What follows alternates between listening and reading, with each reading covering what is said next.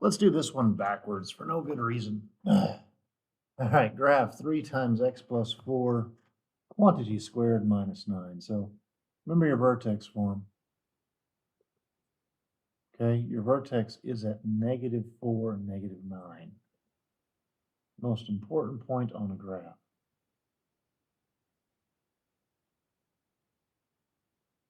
I know a lot of y'all go blank on test day.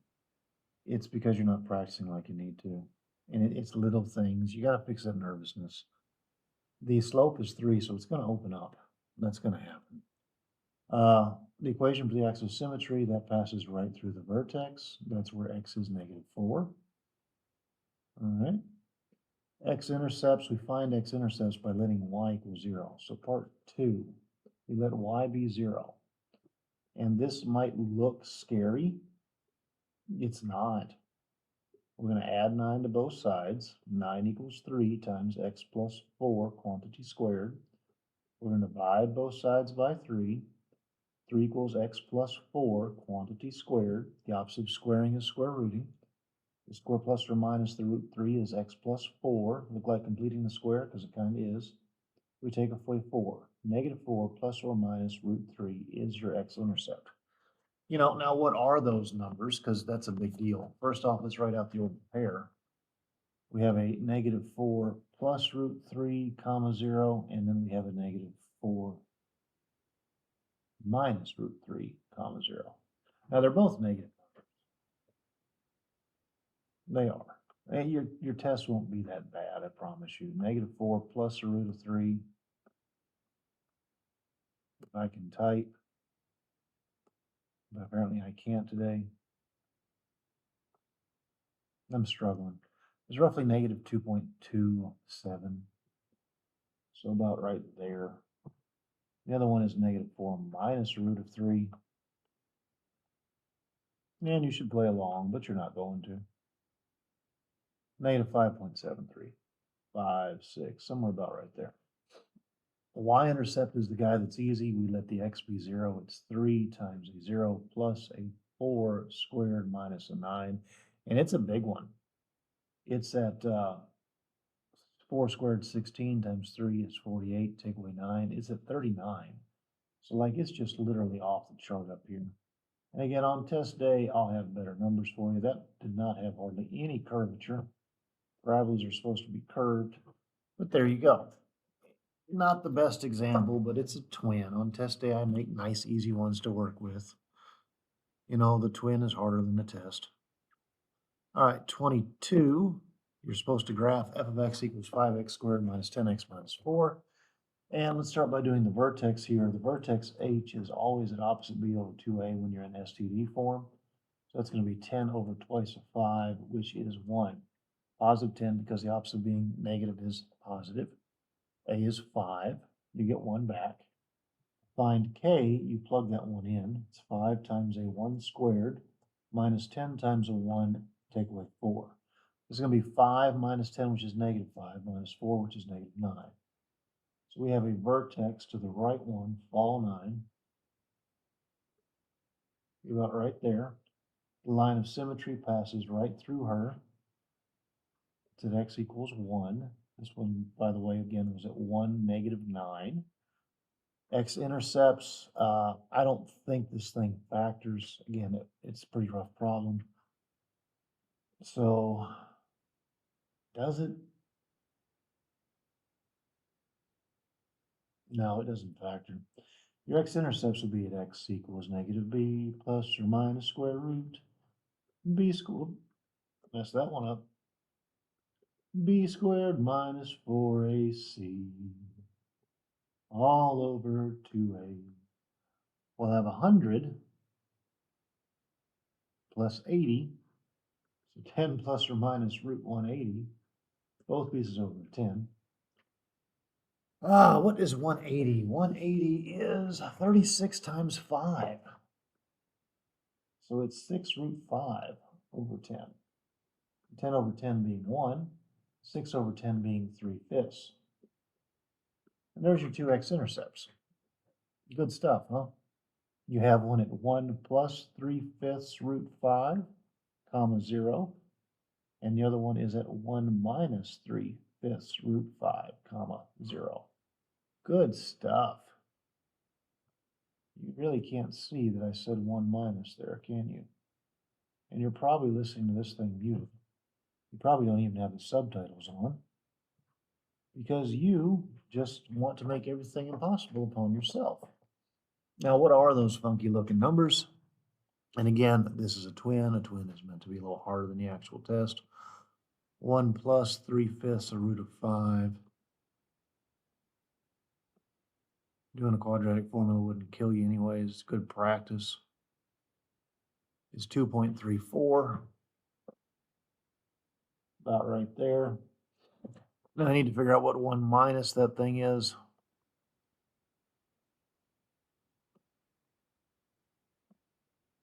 Pay attention, you'll notice I went up and highlighted. It's just easier on me and probably quicker to just overtype some stuff. Negative 0.34.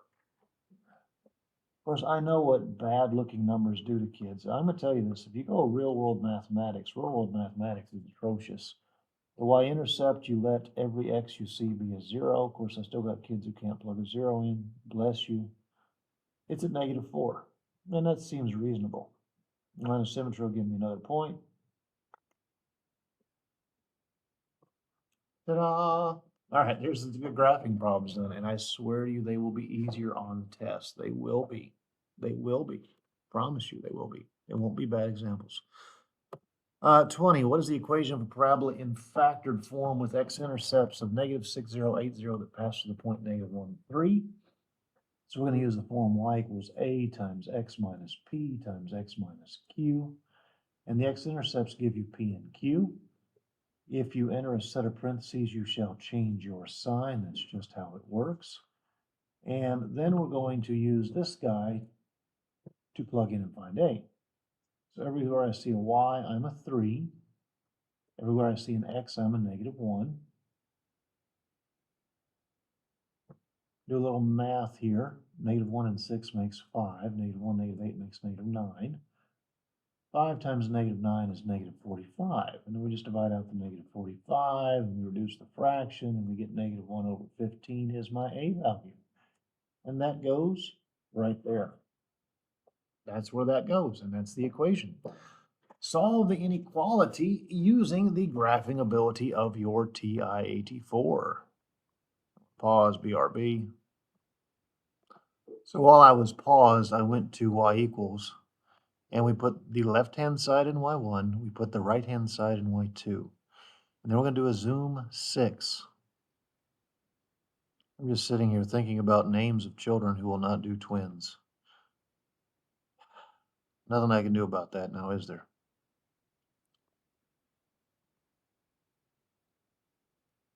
Nothing at all. This is what I get.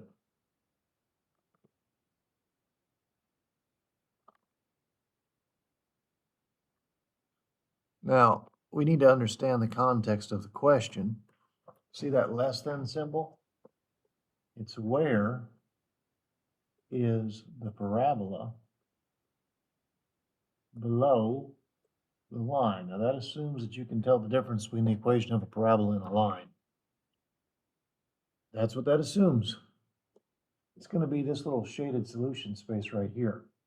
So what I need to do is I need to go back to my graph and I need to find these x-intercepts. We've done this in class. We're going to hit second trace 5. We're going to get close. We're going to press enter 3 times. There's a horrible looking number. Negative 1.754 is my x value. I'm only interested in the x values. Remember, it's about the x values that make this true. Negative 0.1754 less than x. Now I'm going after the right intersection. So what values of x make this thing true? Second trace 5, going after the other intersection. Going to get closer. I'm going to press enter 3 times. Maybe if the calculator wants to stay in one place. Enter, enter, enter. And 1.4254. I'm looking at the x value, 1.4254. Or it might just be given as an interval. I don't remember how I made the answer choices on this thing. And this one could be a free response. I made this test several years ago. I don't remember what it looks like, to be quite honest with you. It looks something like this, but what's multiple choice and what's not multiple choice, couldn't tell you to save my life. All right, a line passed through the points -1, 2, and 2, 10. What is its equation in y equals mx plus b form? So what you're going to do is you're going to start off by finding slope, and every seventh grader knows how to find slope. Does every junior know? It's going to be 10 minus 2, so pretty over 2 minus a -1. It's going to be 8 over 3. Now we're going to use this form y equals a times x minus h plus k. This is a, by the way. A is a slope concept. It is. It's a rate of change concept. And it's 8/3. And I'm just going to pick this point right here and let it be h and k. Doesn't matter which one's which. So x minus a -1, and then plus k, which is 2. Taking away a negative has always been addition. Some of you haven't figured that out yet. I watch you and you just leave your minus and negative signs. 8/3 times 1 is 8/3. Here's my phone again. 2 would be 6/3. So y equals 8/3 of x plus 14/3. Easy peasy lemon squeezy. I will be right back to do some more. All right, moving backwards again. We are at 17, which is a factor do not solve. Let's see here. The creator of your test tends to pick on factors that are close to each other. That'd be me. So I think it's probably 6x and 3x, and probably 28 being a 7 and 4.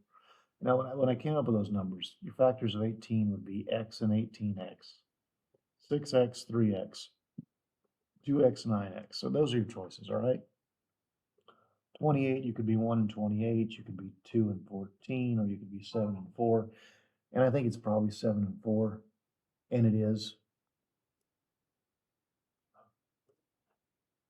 Minus plus. What's that do for you?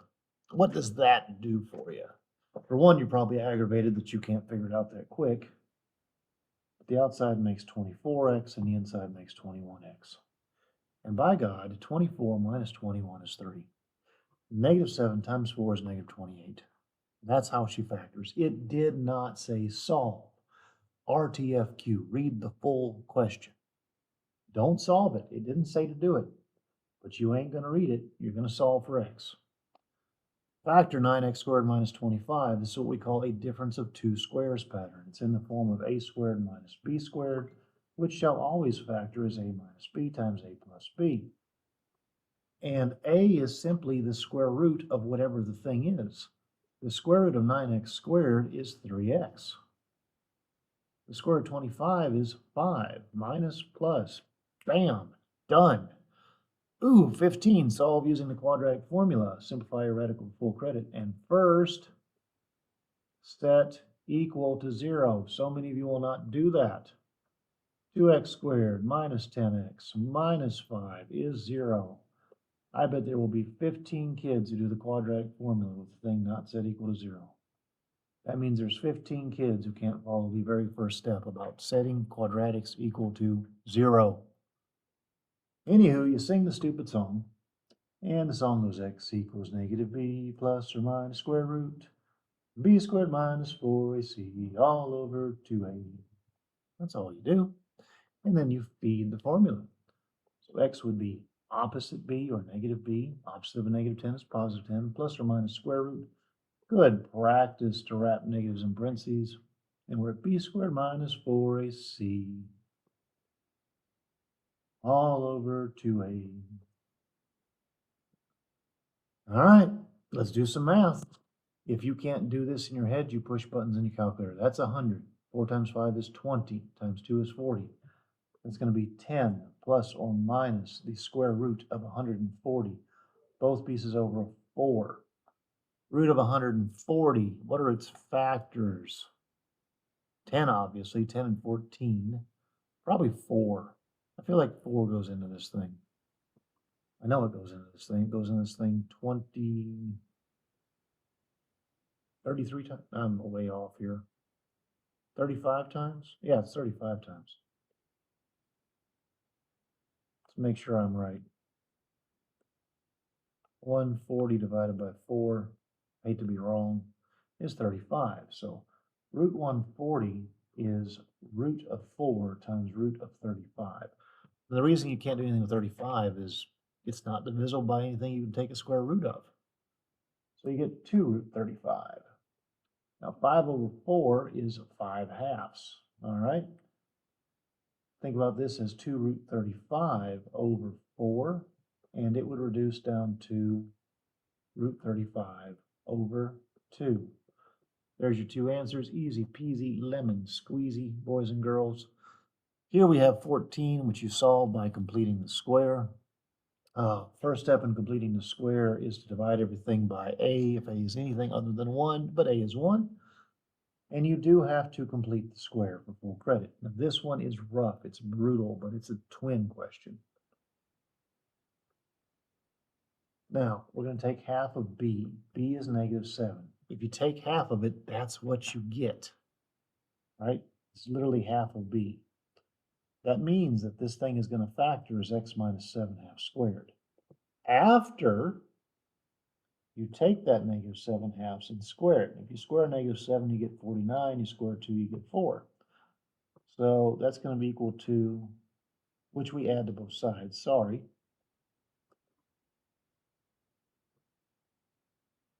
Good luck trying to figure out how that factors. That's the beauty of the complete the square method. 6 over 4 is 24 fourths. 24 and 49 is going to make 69, 73, I believe. So 73 quarters. The opposite of squaring has always been square rooting, and with fractions we take the numerator and denominator and take their square roots separately. That'll give me x minus 7 halves equals plus or minus a root of 73. You know the root of 4 is 2 over 2. Then we just add our 7 halves. So x is 7 halves plus or minus a root of 73 seconds. 13 is a solve using the graphing ability of your TI-AT4. So you're going to go to y equals and you're going to push some buttons. You're going to have negative 3x minus 4 in y1.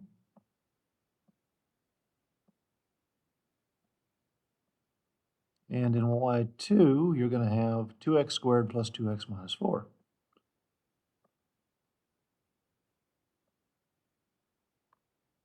Plus 2x minus 4.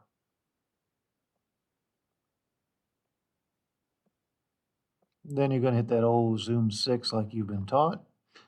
And solutions happen where graphs intersect. We should know that by now. We might have to play with the window. I don't remember how hard this problem is. Doesn't look like you do, because you can have at most 2 intersections between a line and a quadratic. So on to second, trace 5 for intersect. Get your cursor close, and then you press enter 3 times. Once, twice, thrice. So there's an intersection. It's at negative 2.5. Which it'd be cool if you wrote that as negative 5 halves. And there's another one. I'm quite surprised that came out so nice. Maybe I spent some time on this one. Usually on a twin, I don't spend a lot of time making the problem because I don't care if it's a pretty answer or not. Okay, this one's funny. Look at that. 1.25 times 10 to the negative 14th. I know you guys love your chemistry class. This means shift that decimal left 14 places. It is essentially 0, and that's what it is. It's a rounding error on T84. And there's the 2. And looking at the time, I don't have enough to do another question, so looks like at some point in time today I'm doing 1 through 12.